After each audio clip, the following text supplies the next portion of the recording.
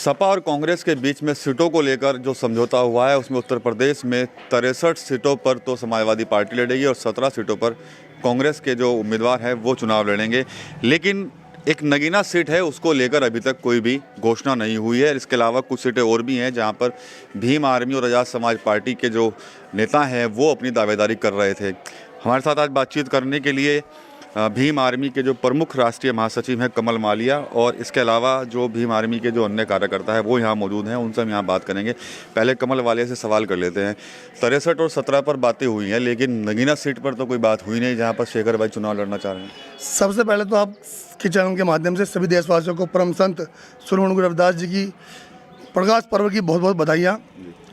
अभी आपने पूछा कि नगीना सीट पर बात नहीं हुई है, लेकिन हमने आपको पहले भी कहा था आपके चैनल के माध्यम से कि हमारी नगीना की तैयारी लगभग जो है 10 साल से चल रही है, क्योंकि हम लोग पिछले 10-11 साल से समाज के बीच में हैं और अपने कार्यशैली के दम पर आज हम लोगों के बीच में जा रहे हैं, क्योंकि आज पूरा देश एडवोकेट चंद्रशेखर आज़ाद जी को उनकी कार्यशैली से जानता है। नगीना के अलावा क्या और सीटें भी हैं जहाँ पर चुनाव लड़ने का मन है आपकी पार्टी का? देखिए, हमारी जो पार्टी है वो पहले भी विधानसभा चुनाव लड़ चुकी है और इसका निर्णय भीम आर्मी के संस्थापक और आज़ाद समाज पार्टी काशीराम के राष्ट्रीय अध्यक्ष एडवोकेट चंद्रशेखर आज़ाद जी और पूरी टीम लेती है। मैं तो एक छोटा सा कार्यकर्ता हूँ भीम आर्मी का।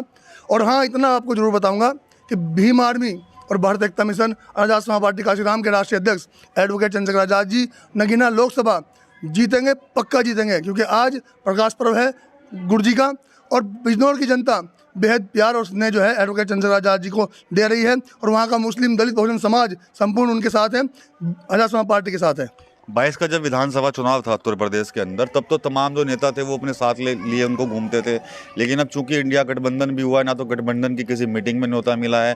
भारत जोड़ो न्याय यात्रा चल रही है कांग्रेस की, उसमें अखिलेश यादव भी तक शामिल हो रहे हैं, लेकिन शेखर जी को अब तक कोई इन्विटेशन ही नहीं मिल पाया। देखिए, इस देश में आज तक दलित को केवल और केवल छला गया है, इस्तेमाल की वस्तु समझा गया है और यही आज तक उन लोगों ने किया है।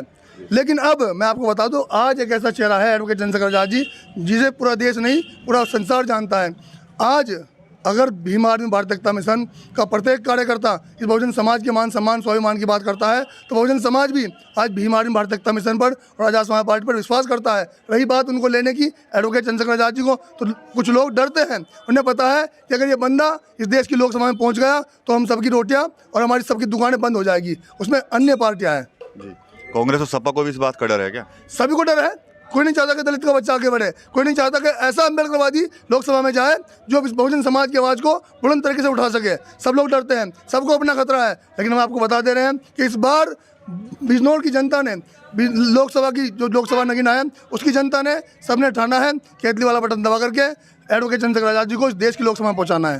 केतली भर जाएगी इस बार आपकी? पक्का भरेगी भाई साहब, क्योंकि हर आदमी की पहचान, हर संगठन की पहचान उसकी कार्यशैली है। वरना यहाँ तो वो तमाम पार्टियाँ रही है जिन्होंने इस राज्य में राज किया है, जिन्होंने अपने आप को इन बहुजन समाज का हुक्मरान बताया है। लेकिन जब इस बहुजन समाज पर लट बजता है, जब इस बहुजन समाज पर शोषण होता है, जब इस बहुजन समाज की बहन बेटों के साथ अत्याचार और क्या नाम रेप होते हैं, जब वो पार्टियाँ वो नेता कहाँ चले जाते हैं, आपको अगर कोई दिखाई देता है तो भीम आर्मी का प्रत्येक कार्यकर्ता, आज़ाद समाज पार्टी का प्रत्येक कार्यकर्ता और एडवोकेट चंद्रशेखर आज़ाद।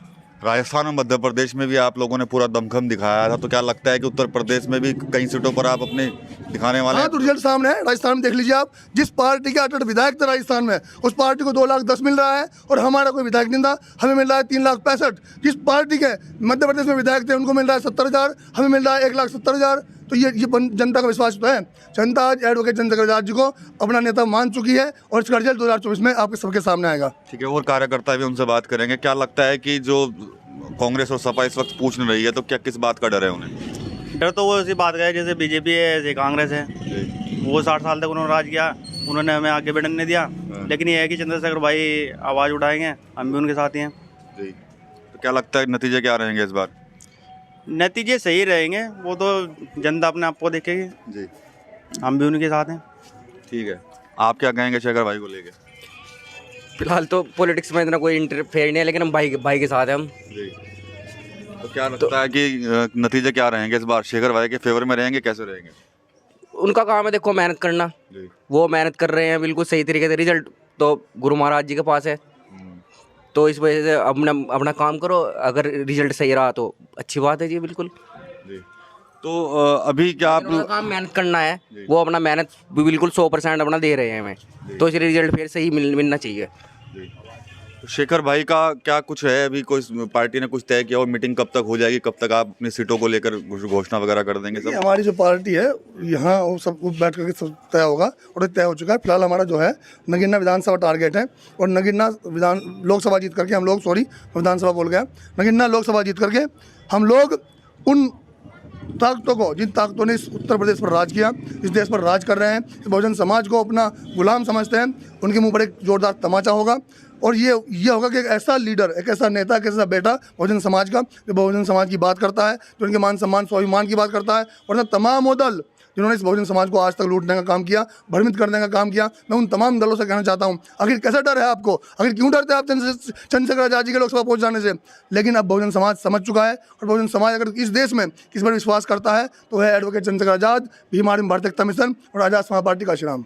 तो बसपा भी कहीं ना कहीं रोड अटका सकती है क्या चंद्रशेखर जी की राह में? उनके पे मोटा मैंने आपको कहा तमाम वो दल जो लोगों को, जिन लोगों को डर लग रहा है अपनी कुर्सी सड़क जाने का, जिन लोगों को डर लग रहा है कि आज एक ऐसा नेता आ गया है जो ईमानदारी से, जो निष्ठावान तरीके से इस बहुजन समाज के मान सम्मान की लड़ाई लड़ रहा है, एक ऐसा नेता पैदा हो गया है जो मान्यवर साहब का श्री राम जी के अधूरे सपने को पूरा करना चाहता है, जो बाबा साहब के अधूरे सपने को पूरा करना चाहता है। तो तमाम वो डर जिन्होंने आज तक बाबा साहब को केवल गुणगान किया, जिन्होंने आज तक मान्यवर साहब के नाम को केवल यूज़ किया, वो तमाम दल डर रहे हैं एडवोकेट चंद्रशेखर आजाद जी के लोकसभा पहुंच जाने से। लेकिन मैं आपके चैनल के माध्यम से एक बार फिर कहना चाहता हूं कि तमाम मेरे बहुजन समाज के लोगों, आज अगर पूरे देश में आपके मान सम्मान स्वाभिमान की लड़ाई की बात कोई करता है तो भीम आर्मी भारतीय एकता मिशन, आजाद समाज पार्टी का श्रीराम और एडवोकेट चंद्रशेखर आजाद उर्फ रावण।